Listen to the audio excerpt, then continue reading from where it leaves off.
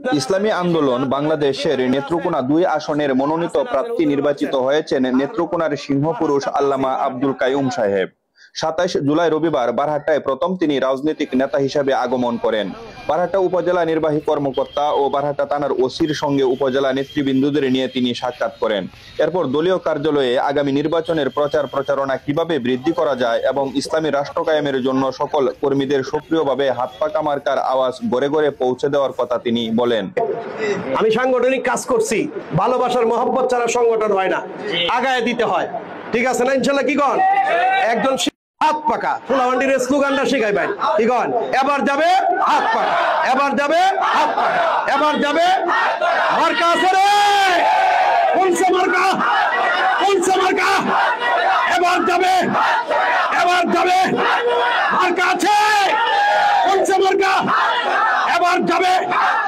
প্রত্যেকটা নারী পুরুষের ঘরে ঘরে এটা পৌঁছায় দাও না, মানুষ তো সিনেগালি দানের শীষ, কি কন?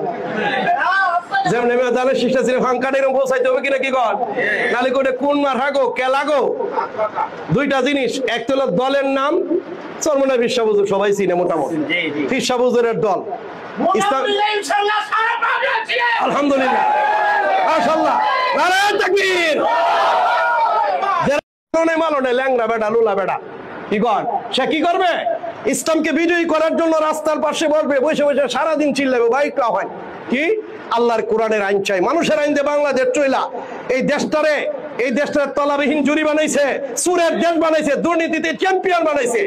আর বদনাম চাই না, এই শাহজালালের বাংলা কোরআন দিয়ে চলবে ইনশাল্লাহ।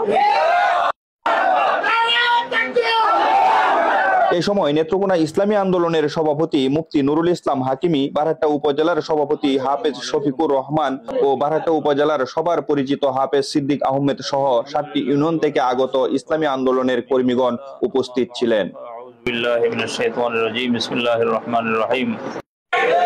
একজন আলেমের চেয়ে রাষ্ট্রপতির দামও কম, এই কথা নিশ্চিত একিন করেন। একজন হাফেজ, একজন কারি, একজন আলেম, তার দাম গোটা পৃথিবীর রাজার চেয়েও বেশি। সুতরাং এই আল্লাহর দরবারে দামি বা দুনিয়াতে দামি হওয়ার লাগিল কোন আলেম কাজ করতে পারে না।